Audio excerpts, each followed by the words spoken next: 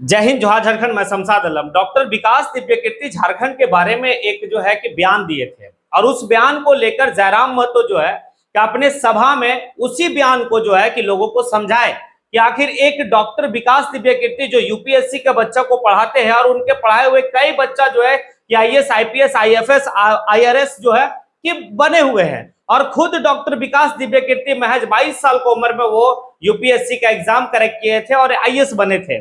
आखिर वो झारखंड के बारे में क्या बयान दिए थे, तो चलिए चलते हैं और सारी बात को समझते हैं। और फिर ये जयराम महतो जो है कि इसी बयान को लेकर जो है लोगों को समझाने का भी काफी ज्यादा प्रयास कर रहे हैं। तो डॉक्टर विकास दिव्यकीर्ति जो बयान दिए थे वो ये दिए थे कि जिस तरह से झारखंड का सिलेबस होता है कॉम्पिटेटिव एग्जाम का, उससे तो ये लगता है कि यूपीएससी एग्जाम का सिलेबस है, पीसीएस लेवल का सिलेबस है।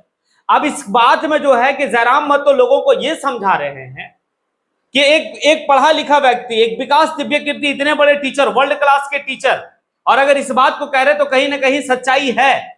और सच्चाई है तो यह भी समझा जाएगा कि इतना हार्ड जो है सिलेबस दिया जाता है इसलिए क्योंकि यहाँ झारखंड के लोग नौकरी ना ले सके। आप एक बात को समझिए थोड़ा सा, क्योंकि झारखंड के अमूमन जितने भी लोग हैं सभी लोग जो है कि अपने बच्चों को कहीं ना कहीं गवर्नमेंट स्कूल में पढ़ाते हैं या तो फिर जो है कि वो आपका मतलब झारखंड बोर्ड से उनका जो है कि स्कूलिंग कंप्लीट होती है।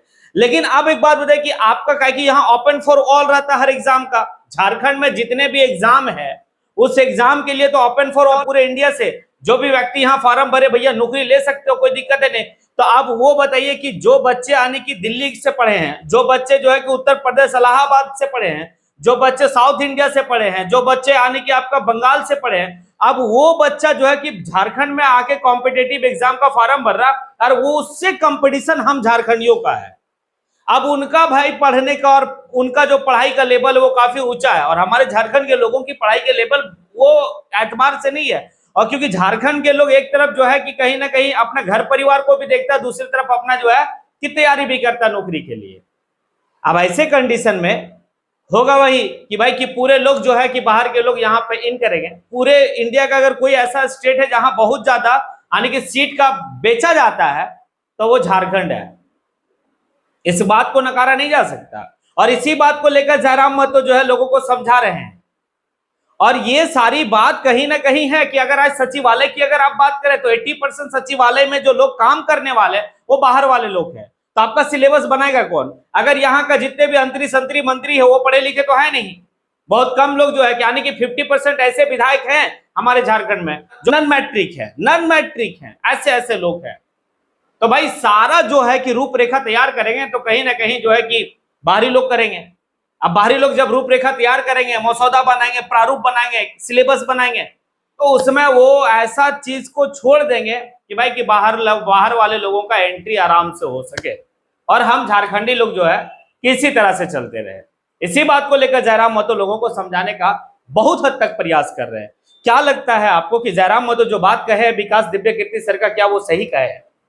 और आगे चलिए चलते और ये देखते हैं कि और जयराम महतो क्या क्या कहे हैं। के माध्यम से आप जानते हैं, खान सर को जानते हैं, ओझा सर को जानते हैं, विकास दिव्यकीर्ति को जानते हैं। विकास दिव्यकीर्ति ने एक स्टेटमेंट दिया था कि झारखंड के सिलेबस को देखने के बाद ऐसा लगता है ये झारखंड सरकार का नहीं भारत सरकार का सिलेबस है।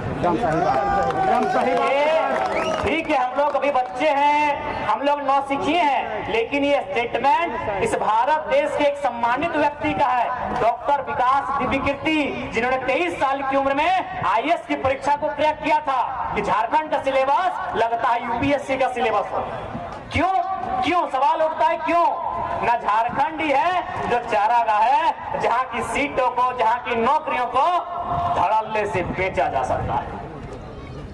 बंगाल में आप नौकरियों को नहीं बेच सकते हैं क्योंकि वहां बंगला भाषा अनिवार्य है। उड़ीसा में आप नौकरियों को नहीं बेच सकते हैं, वहां उड़िया भाषा अनिवार्य है। ये झारखंड है भैया, ये बाबा जी का ढाबा है, लुटते रहिए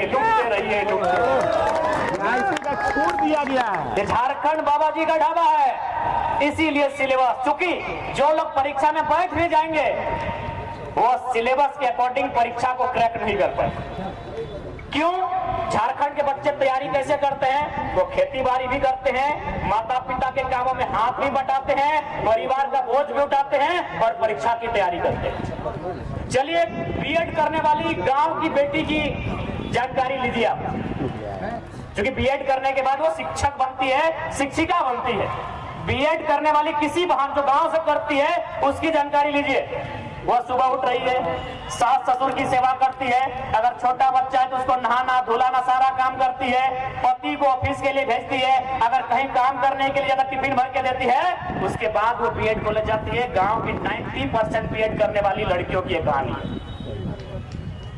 वो जिस हाल में तैयारी करती है उस हाल में पटना में जो बैठ के बहन तैयारी कर रही है मुकाबला नहीं होगा। इलाहाबाद में जो सिलेबस की तैयारी कर रही है हमारी झारखंड की बेटी मुकाबला नहीं कर पाएगी। विषय को समझिए। इसीलिए सिलेबस को जानबूझ के मोटा किया जाता है ताकि हमारे साथ आराम से धोखाधड़ी हो सके, हमारे साथ छल हो सके। और सिलेबस तय कौन करते हैं, एक सवाल आता है। झारखंड में कोई भी मिनिस्टर हमें लगता है एगो दोगो हैं, जैसे doctor Lambodar Mahto PhD holder हैं, doctor Rameshwar Oraon PhD holder हैं, और 2-3 लोग पढ़े लिखे हैं जो मास्टर्स की उपाधि लिए हैं या फिर अच्छा पढ़ाई लिखाई किए हैं। लेकिन जो कैबिनेट में बैठे हैं, जो मंत्रिमंडल को संभाल रहे हैं, आप उनके क्वालिफिकेशन को गौर कीजिएगा। 50% जो मंत्री हैं वो नॉन मैट्रिक है, यानी सिलेबस वो तय करेंगे नहीं, सिलेबस तय करेंगे आईएएस। बताइए कितने रांची के आईएएस हैं, कितने धनबाद के आईएएस हैं, कितने गुमला के आईएएस है। आईएएस तो हैं गैर झारखंड के। वो क्या करेंगे ना, एक रास्ता छोड़ के जाएंगे जिस रास्ते में लोग चोरी छिपे आ सके। आप सचिवालय चले जाइए, एक गैर झारखंडी ने कहा था, कोई कैलाश यादव जी करके हैं, सही कहा था कि सचिवालय 80% गैर झारखंडियों के कब्जे में है। कहां से आपके लिए बात होगी।